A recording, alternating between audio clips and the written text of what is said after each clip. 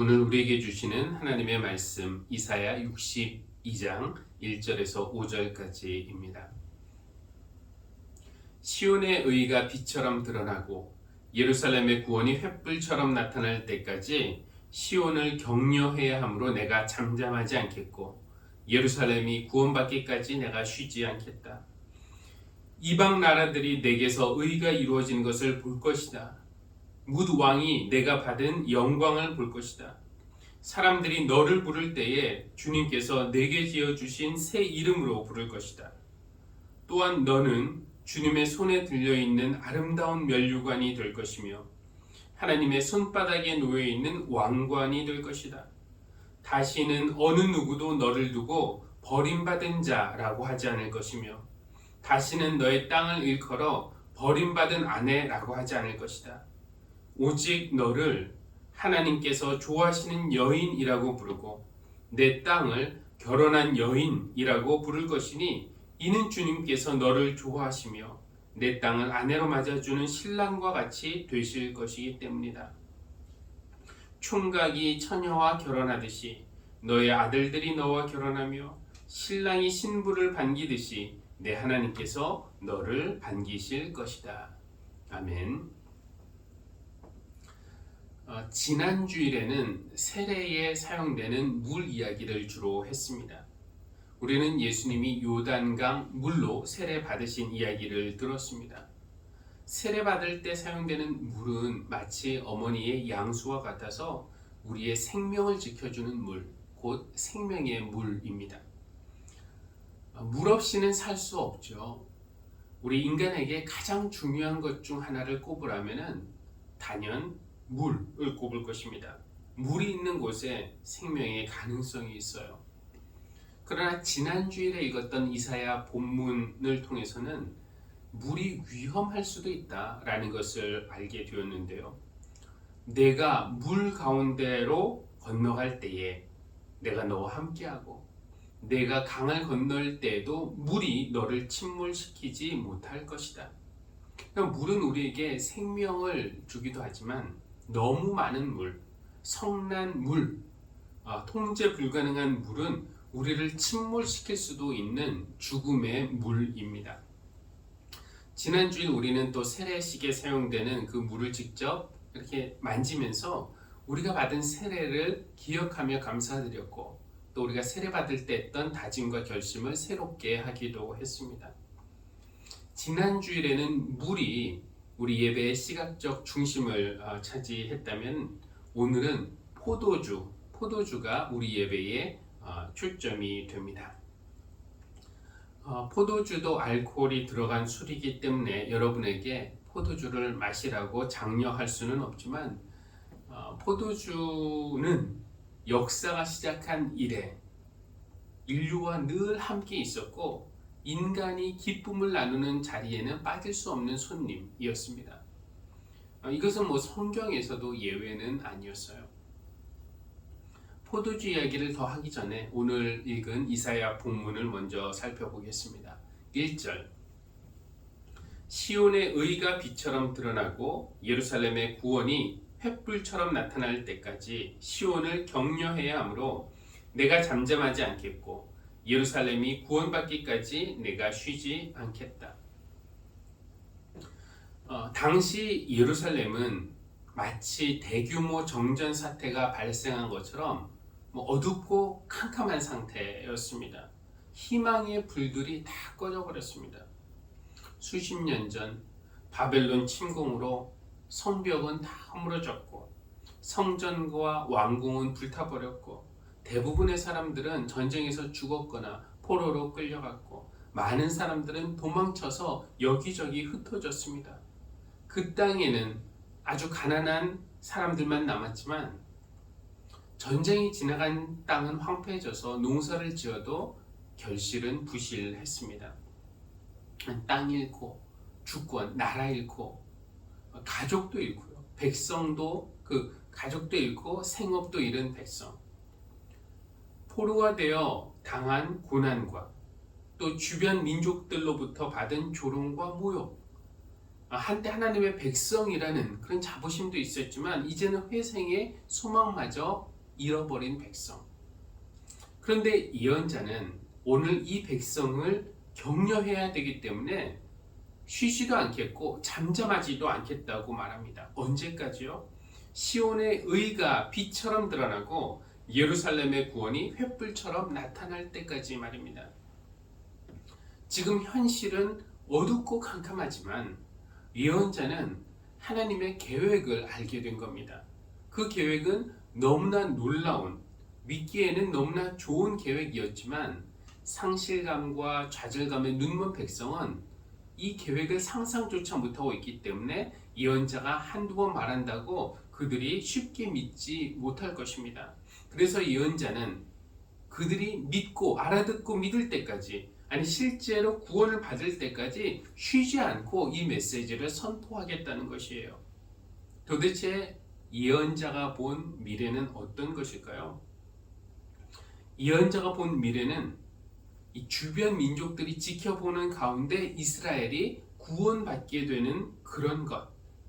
그래서 이방 민족들이 이스라엘을 하나님이 지어주신 새 이름으로 부르는 그런 미래를 본 것입니다. 2절, 이방 나라들이 내게서 의가 이루어지는 것을 볼 것이다. 너를 부를 때에 주님께서 내게 지어주신 새 이름으로 부를 것이다. 하나님의 계획은 백성에게 새 이름을 지어주시는 것이었습니다. 그런데 이름 변경은 단순히 이름 하나만 바꿔주는 것이 아니고요. 그들이 처한 상황까지도 바꿔주시는 것을 의미합니다. 하나님이 누군가의 이름을 바꾸실 때는 그의 삶의 방향과 목적과 내용까지도 바꾸시는 것이고요. 그래서 새 이름에는 그렇게 하시겠다는 하나님의 의지가 담겨 있습니다. 성경에서도 이름이 바뀐 사람들이 많이 있죠. 대표적으로 아브라함이 그랬습니다. 하나님이 그의 이름을 아브람, 존귀한 아버지에서 아브라함, 많은 나라의 아버지로 이름을 바꿔주신 이유는 무엇입니까? 그가 한 집안에서 아버지로서 존경받는 것에 그치는 것이 아니라 많은 민족의 조상이 되는 것이 하나님의 계획이었기 때문에 하나님이 이름을 그렇게 바꾸어 주신 것이죠. 야곱도 이름이 바뀐 사람 중에 한 명인데요. 발 뒤꿈치를 잡다, 남을 속이다를 뜻하는 야곱에서 하나님과 겨루어 이기다 라는 뜻의 이스라엘로 이름이 바뀌었습니다.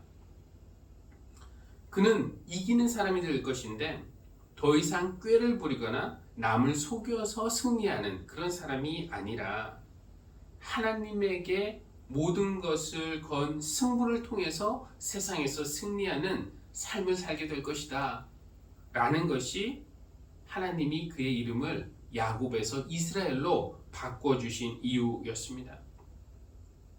그렇다면 하나님은 지금 이스라엘의 이름을 어떻게 바꾸신다는 말인가? 4절, 다시는 어느 누구도 너를 두고 버림받은 자 아주바라고 하지 않을 것이며, 지금 사람들이 이스라엘 그렇게 불러요. 아주바라고.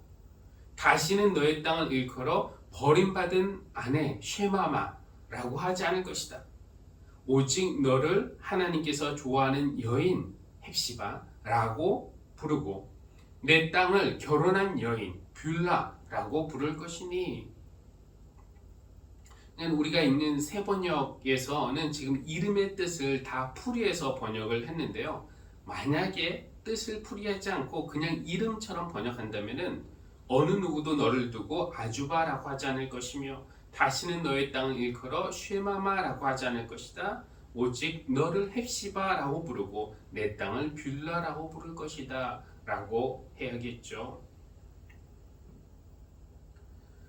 모두가 나에게 아유 너 하나님 믿는다고 말하더니 하나님이 널 미워하셔서 버리셨나 보다. 넌 이제부터 아주바다. 사업도 망하고 건강도 잃고 자녀도 잘 안 되고, 야 차라리 네가 다니는 교회 이름을 하는 씨앗이라고 하지 말고 쉐마마라고 불러라. 이렇게 조롱할 때에 예언자는 우리에게 다르게 말해주는 겁니다. 당신을 향한 하나님의 계획을 알려드릴게요. 버림받은 땅이라고요? 사람들이 그렇게 부른다고요? 더는 아닙니다. 하나님이 이름을 바꿔주신답니다. 헵시바로요. 하나님이 당신을 기뻐하신다는 뜻입니다. 그리고 이름 하나를 더 주신답니다. 사람들이 당신을 황무지라고 부르지요? 이제는 그렇지 않아요. 당신의 새 이름은 뷸라입니다. 하나님이 지어주신 새 이름 뷸라, 결혼한 여인. 하나님이 당신을 아름다운 아내로 받아주시겠다는 뜻입니다. 예언자는 이런 메시지를 백성들이 받아들이고 믿을 때까지, 그리고 실현될 때까지 쉬지 않겠다고, 잠잠하지 않겠다고 말하고 있는 것이에요. 일이 잘 안 풀릴 때, 정말 내 인생이 잘 안 풀리는 것 같을 때 이름이라도 바꿔보자 하는 사람들이 있습니다. 얼마나 답답하고 속상하면 이름이라도 바꿔보자 생각했을까요? 그러나 내가 내 이름 바꾼다고 해서 내 존재가 갑자기 다른 존재가 되지 않습니다. 그러나 하나님이 우리의 이름을 바꿔주신다면 우리는 다른 삶을 살아갈 수가 있습니다. 하나님이 지어주신 새 이름 안에는 하나님이 그렇게 하시겠다는 확실한 약속과 의지가 담겨있기 때문에 그렇습니다. 내 이름은 헵시바다. 사람들이 너를 버림받은 사람이라고 말하지 못하게 하겠다. 내가 너를 기뻐한다는 것을 나도 알고 너도 알고 세상이 알게 하겠다. 하나님이 이렇게 말씀하셔도 실제로 내 상황이 전혀 나아지지 않는다면 사람들이 나를 다르게 불러주겠습니까? 계속 나라 없는 상태로 가난하게 살거나 희망 없는 그런 포로 생활이 이어진다면 누가 당신은 하나님이 기뻐하시는 사람이라고 말해 주겠습니까? 그러니까 하나님은 이름만 바꾸시는 것이 아니라 그들의 상황까지도 변화시켜 주시겠다고, 그들을 구원해 주시고 회복시켜 주시겠다는 그런 의지를 드러내신 것입니다. 그들을 포로 생활에서 돌아오게 하시고 예루살렘에서 구원의 횃불이 빛나도록 하시고 그들을 하나님의 자녀이자 또 열방에 대한 그런 제사장 나라로 회복시켜 주실 것입니다. 예언자, 이사야 예언자는 그 약속이 이루어질 것이다를 선포한 사람이라면 예수님은 그 일을 실제로 이루신 분입니다. 예수님은 바로 이런 예언을 이루시기 위해서 이 땅에 오셨어요. 오늘 우리가 읽은 또 하나의 본문 요한복음 2장에 나오는 가나의 혼인잔치에서 예수님이 행하신 그 일을 요한은 첫 번째 표징이라고 말하고 있어요. 예수께서 이 첫 번 표징을 갈릴리 가나에서 행하여 자기의 영광을 드러내시니 그의 제자들이 그를 믿게 되었다. 첫 번째 것에는 상징적인 의미가 강하죠. 대통령 취임 후 첫 번째 행보가 그의 정책 방향과 의지를 보여주는 상징적인 그런 상징성을 담고 있듯이 예수님의 첫 번째 표징도 그런 상징을 담고 있습니다.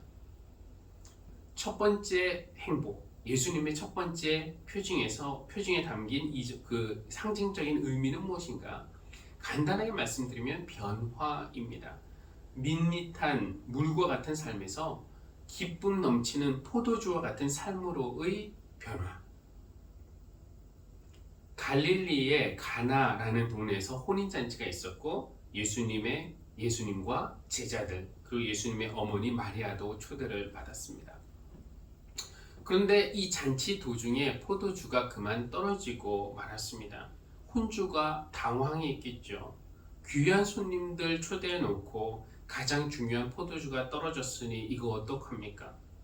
사정을 알게 된 마리아가 돕고 싶었어요. 그래서 아들에게 어떻게 해보라고 그 사정을 알립니다.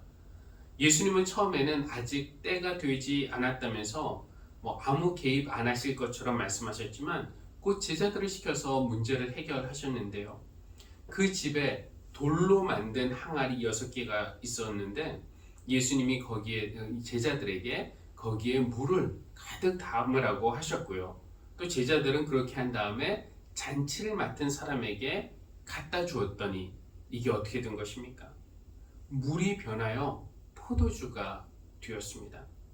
그것도 그 잔치를 맡은 자가 맛을 보니까 최상의 포도주.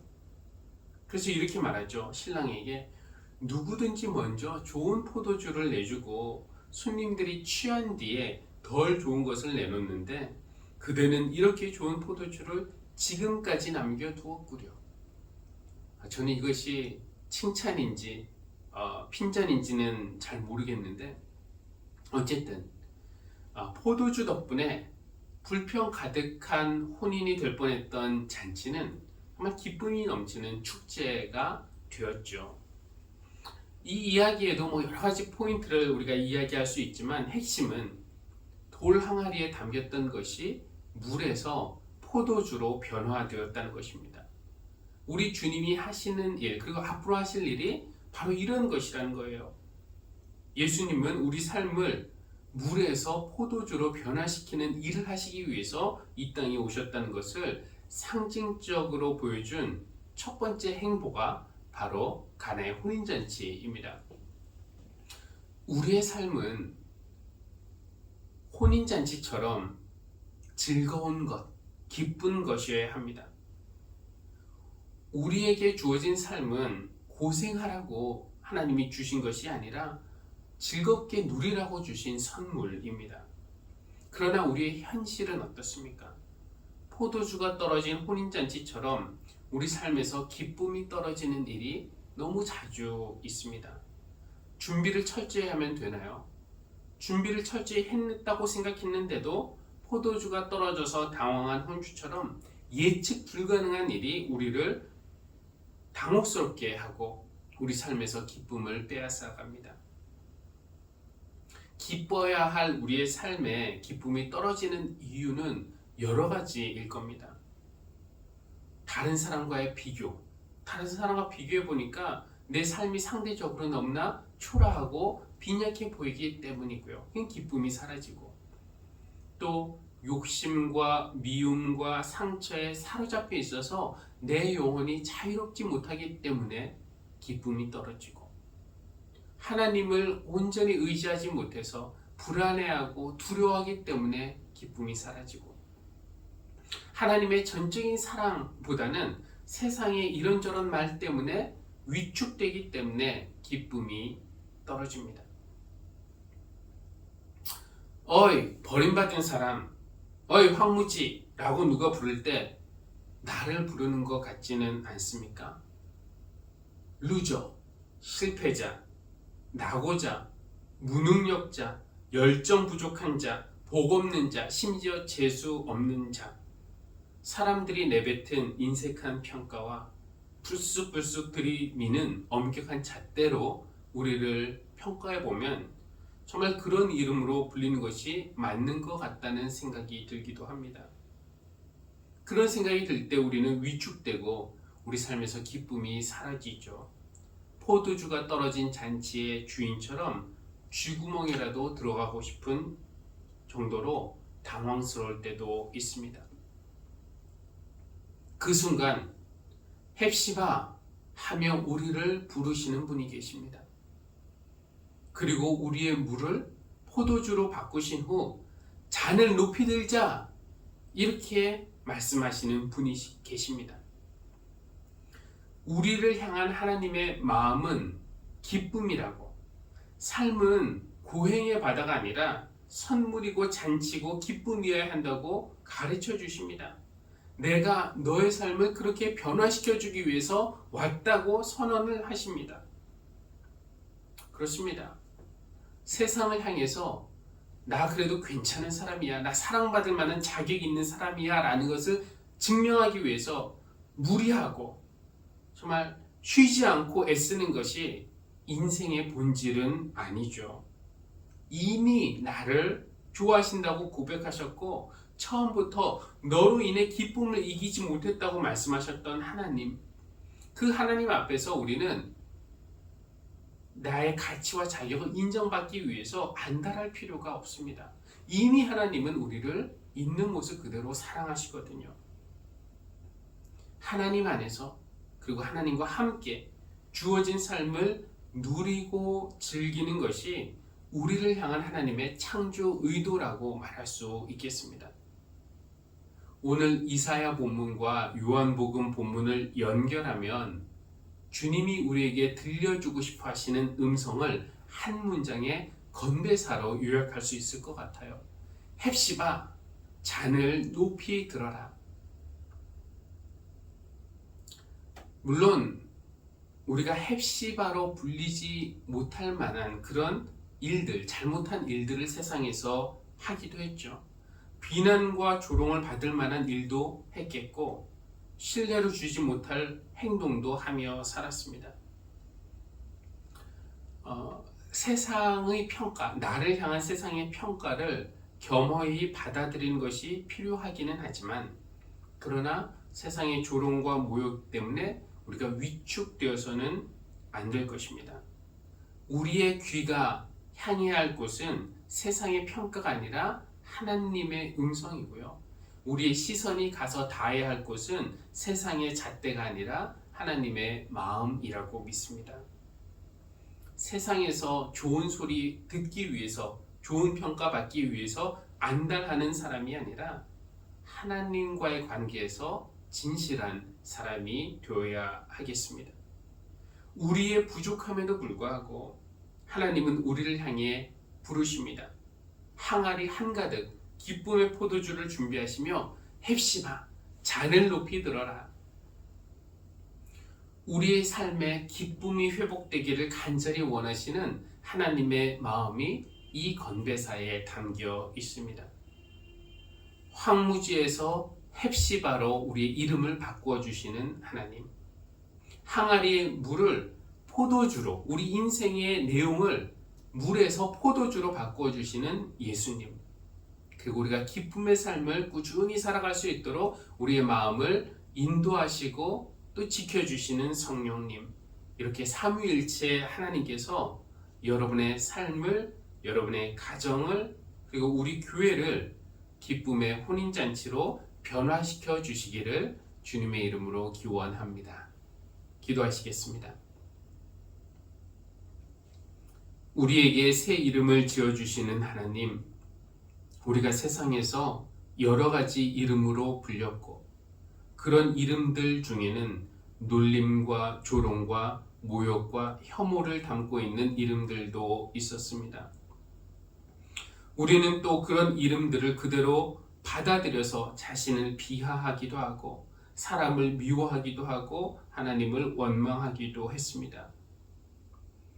오늘 하나님이 우리 이름을 바꾸어 주실 것이라고 말하는 예언자의 소리를 듣는 것도 감사한데 주님께서 물을 포도주로 변화시키듯이 우리의 삶에 기쁨을 회복시켜 주시니 더욱 감사드립니다. 헵시바, 잔을 높이 들어라. 이 음성에서 우리를 이미 기뻐하시는 하나님의 마음을 알게 하시고 우리의 욕심, 비교, 미움, 불안 조금씩 내려놓고 하나님만을 의지함으로 잔이 넘치는 삶을 살아갈 수 있도록 은혜 베풀어 주십시오. 예물을 하나님께 드립니다. 모든 것이 주님이 주신 선물이라고 고백하며 드리는 11조와 주일헌금과 감사헌금, 그리고 하나님의 일에 동참하겠다는 헌신을 담아 드리는 선교헌금을 받으시고 물이 포도주로 변화되는 일에 사용하여 주시기를 기도합니다. 드린 손길들 기억하여 주시고 하나님의 크신 은혜로 채워주시기를 바라며 예수님의 이름으로 기도합니다. 아멘.